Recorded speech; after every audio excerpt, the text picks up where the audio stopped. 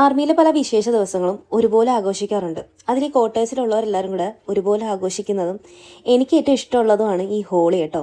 നിറങ്ങളുടെ ഒരു കൂട്ടം തന്നെ കാണുന്നത് കൊണ്ടാകാം ആ ഇഷ്ടം കൂടി വരുന്നതും. ഇന്ന് ഡ്യൂട്ടിയിൽ നിന്ന് എല്ലാവർക്കും ഒരു ബ്രേക്ക് കിട്ടുന്നത് കൊണ്ട് തന്നെ ആഘോഷങ്ങൾക്കൊന്നും ഒരു തരത്തിലും കുറവ് വരില്ല. ഈ ആർമി ലൈഫിലെ ഏറ്റവും വലിയ പ്രത്യേകത എന്താണെന്നറിയുമോ? ഇവിടെ ഇന്ത്യയിലെ എല്ലാ ഭാഗത്തു നിന്നുള്ള ആളുകളുണ്ട്. അതുകൊണ്ട് തന്നെ എല്ലാ ഭാഗത്തെയും ഹോളി ആഘോഷം ഒരുമിച്ച് കാണാനും കഴിയും. ഹരിയാനക്കാര് ധുലണ്ടി എന്നാണ് ഹോളി വിളിക്കാറ്.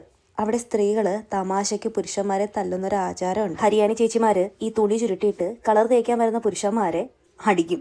നല്ല രസമാണ്. അല്ലേലും തല്ല് കിട്ടുന്നത് കാണുന്നത് നല്ല രസമാണല്ലോ. കുറച്ച് മാറി നോക്കിയാൽ യുപിക്കാര് കാണും. അവർ മണ്ണും ചെളിയും വാരി എറിയുന്ന രീതിയാണ്. അവർ പറയുന്നത് ശരീരത്തിലെ മനസ്സിലെ അഴുക്ക് കളയാനാണ് ഈ മണ്ണിൽ കിടന്ന് ഉരുളുന്നത് എന്നാണ്.